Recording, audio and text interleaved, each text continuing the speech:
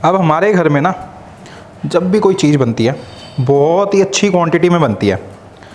जैसे कल हम गए थे, मैं अपने डैड के साथ गया था उनके काम पे, तो रास्ते में खेत थे और मुझे पालक बहुत प्यारी लगी। तो खेत वाले से जान पहचान होगी और हमने बहुत सारी पालक ले ली। अब ये देखो पालक कितनी सारी ले रखी है।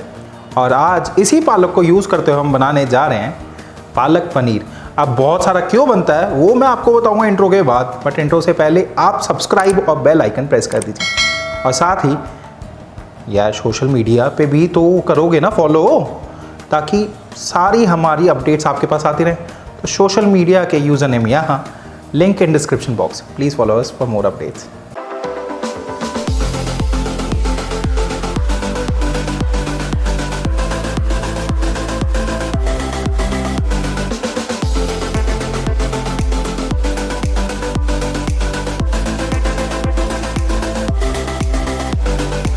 सत श्री अकाल, मैं हूं जसप्रीत, आपका होस्ट एंड दोस्त। और आज मैं आपको सिखाने जा रहा हूं दैट शेयरिंग इज़ केयरिंग। हमारे आस पड़ोस में बहुत अच्छी बनी हुई है और जब भी मैं कुछ बढ़िया सी डिश बनाने लगता हूं तो हम शेयर करते हैं सबसे, और वो भी शेयर करते हैं हमारे साथ। तो शेयरिंग इज़ केयरिंग। पानी को आगे बॉयल, और बॉइलिंग वाटर में हम डालेंगे सॉल्ट। अब सॉल्ट डाल दिया है। बेसिकली हमने अपना जो ये पालक है, पालक के पत्तों को ब्लांच करना है और उसके बाद इनको करना है प्यूरी। तो ब्लांच करने से पहले पालक के पत्ते, उनकी स्टेम्स तोड़ लें और उसके बाद इनको अच्छी तरह धो लें, कम से कम 3 से 4 बार। क्योंकि अगर आप अच्छी तरह धोएंगे नहीं तो पालक पे होती है मिट्टी और फिर पालक पनीर मिट्टी मिट्टी हो जाएगा। ये आपने ध्यान रखना है। बॉयल आते ही सारी पालक इनटू दी बॉइलिंग वाटर। अब पालक को आपने 1.5 मिनट, मैक्सिमम 1.5 मिनट ब्लांच करना है, बिल्कुल गर्म पानी में, और ढक के नहीं पकाना। अगर आप ढक के पकाएंगे तो पालक काली पड़ जाएगी। और पालक को डालने से पहले एक चीज़ जो आपने तैयार रखनी है, that is ice cold water. Ice cold water मैं यहाँ पे रख लेता हूँ, बाकी की पालक यहाँ पे पड़ी हुई है। हम अगली बार में इसको ब्लांच कर लेंगे, इस वाली को। पहले इसको निकाल के आइस कोल्ड वाटर में डिप कर देंगे।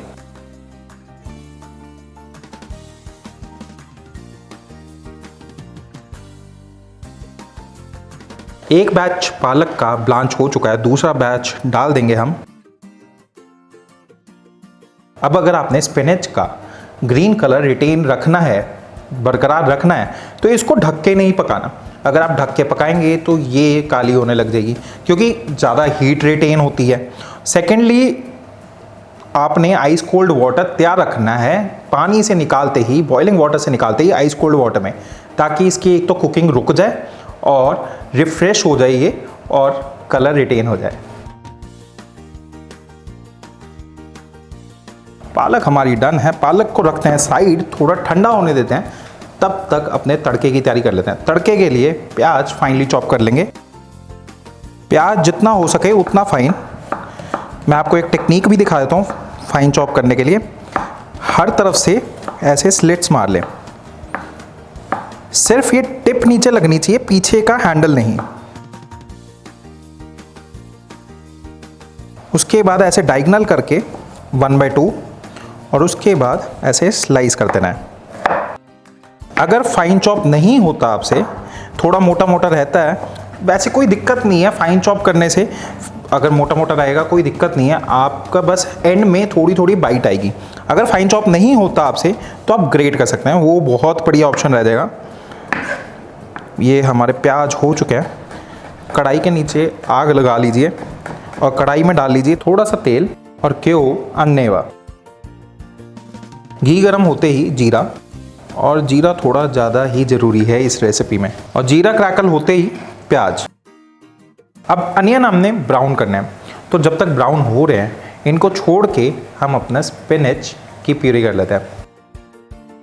स्पिनच को एक्चुअली पहले ऐसे ड्रेन कर लें। अगर आप पालक को चॉप नहीं करेंगे ना, तो जो पालक के स्टेम्स हैं या फिर रेशे हैं, वो आपके ब्लेंडर के जो ब्लेड्स हैं उनमें अटक जाएंगे और ढंग से फिर ब्लेंड नहीं होंगे। इसीलिए आपको पालक को चॉप करना बहुत ज़रूरी है। पालक चॉप करने के बाद थोड़ा सा धनिया चॉप कर लेंगे और दोनों को एक साथ ब्लेंड कर लेंगे। बीच बीच में अपने प्याज पे भी ध्यान दे लें, कहीं जल ना जाए। देखो अब ना मैं अपनी पंजाबी पे बहुत कंट्रोल कर रहा हूँ। पहले मैं करता रहता था कि चॉकलेट सड़ ना जाए या ये सड़ ना जाए, अब मैं पंजाबी पे कंट्रोल करने लग गया हूँ, थोड़ा जल ना जाए इस लैंग्वेज पे आ गया हूँ।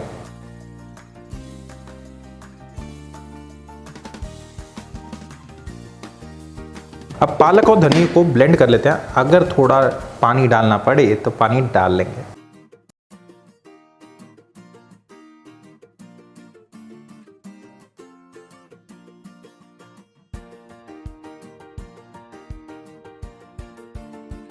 प्याज हमारे हल्के हल्के ब्राउन होने लग गए। अब इस टाइम पे ginger garlic and green chilli, ginger garlic and green chilli. Garlic का नोट बहुत ज़रूरी है आना, मतलब कोई भी पालक वाली रेसिपी है ना, गार्लिक का नोट आना बहुत ज़रूरी है। मैं हमेशा कहता हूँ अगर गार्लिक का नोट नहीं आ रहा तो बाद में रोस्ट करके डाल दें, बट इस स्टेज पे भी अगर आप गार्लिक ज़्यादा डालेंगे ना तो नोट बहुत अच्छा आता है। जब तक हमारे गार्लिक, जिंजर और ग्रीन चिली प्याज के साथ पक रहे हैं तब तक हम अपने टमाटो चॉप कर लेते हैं। ये भी फाइन चॉप करना है।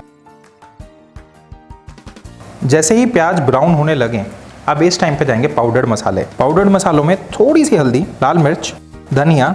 मसाले डालने के बाद एक बार स्टर, और जैसे ही मसाले पक जाएं टमाटर, टमाटर डालने के बाद स्टर,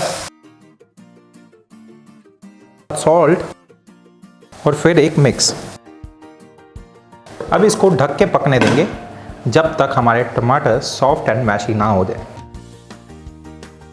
जब तक हमारा मसाला तैयार हो रहा है तब तक हम थोड़ा धनिया ड्राई रोस्ट कर लेंगे।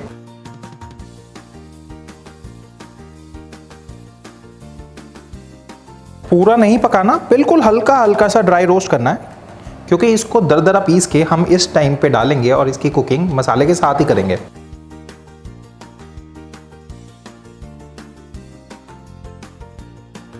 टमाटर हमारे डन है, मैशी मैशी सॉफ्ट सॉफ्ट हो गए और धनिया भी डाल दिया है। धनिया साथ के साथ पकता रहेगा। अब हम अपनी स्पिनच प्यूरी डाल देते हैं। इसको ढक के नहीं पकाना, जैसे पहले भी ढक के नहीं पकाए इस टाइम भी ढक के नहीं पकाएंगे। अब इसको एक मिक्स।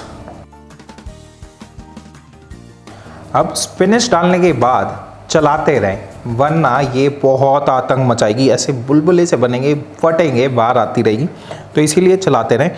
अगर आपको अपना किचन गंदा चाहिए तो आप छोड़ सकते हैं, बाकी आप ढक के पका सकते हैं। कलर पे कॉम्प्रोमाइज़ करना पड़ेगा, जो हमने अभी तक कलर मेंटेन करा है वो ढक के पकाने से कलर ख़राब हो जाएगा, तो इसीलिए आप ढक के ना पकाएं तो बेटर है।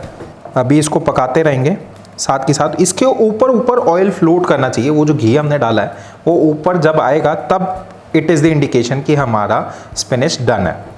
बाकी इसको पकाना इसलिए भी ज़रूरी है क्योंकि अभी स्पिनच में वो फाइब्रस सा टेक्सचर है, वो रेशे रेशे आएंगे। अगर आप अभी छोड़ देंगे तो आपके माउथ फील में वो रेशे आएंगे, वो आपको पसंद नहीं आएंगे। तो इसीलिए इसको पकाइए, वो रेशे ख़त्म हो जाएंगे और उसके बाद आनंद लीजिए। अभी आप देखें तो आपकी ग्रेवी अलग अलग सी है।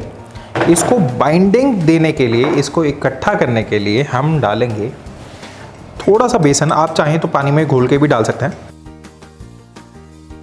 बेसन डालने के बाद हिलाना ना छोड़ें ताकि उसकी गुठलियाँ ना बन पाएँ, और बेसन से एक तो बाइंडिंग भी बहुत अच्छी आ जाएगी और टेक्सचर भी बहुत अच्छा आ जाएगा। आप चाहें तो आटा भी डाल सकते हैं, आपकी मर्जी। और भुने चने का बेसन है तो वो डालिए क्योंकि उसको ज़्यादा पकाना नहीं पड़ता। अब मेरे पास भी भुने चने का बेसन था इसलिए मैंने वो ही डाला है। अब ग्रेवी हमारी पक चुकी है, इसके अंदर डालेंगे थोड़ी सी क्रीम। क्रीम डालने के बाद एक मिक्स, इसको पकाना है और फिर पनीर डालने के बाद हल्की आंच पे थोड़ी देर ढक के पकाना है, बिल्कुल थोड़ी देर।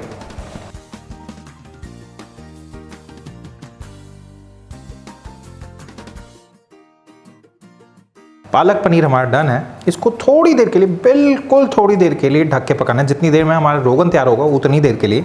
तो इसको ढक दिया है बिल्कुल स्लो आंच पे। अब रोगन क्यों बनाना है? रोगन हमने बनाना है इसकी प्लेटिंग करने के लिए, इसका निखार बढ़ाने के लिए। घी गर्म होते ही finally sliced garlic, red chili, और जैसे ही रेड चिली फूल जाए गैस करते हैं बंद, क्योंकि गार्लिक अभी उसी हीट में थोड़ा थोड़ा पकेगा। इसकी करते हैं plating. Just look at this beauty, ये बहुत ही प्यारी सी रेसिपी आपके पास। अब किस चीज़ का इंतज़ार, रेसिपी करो ट्राई, फोटो फेसबुक पेज पे और इंस्टा पेज पे भी, ठीक है। पहले मैं इंस्टा नहीं बोलता था, अब से शुरू कर दिया इंस्टा भी, तो दोनों पे फ़ोटो डालो और वीडियो को करो लाइक, कमेंट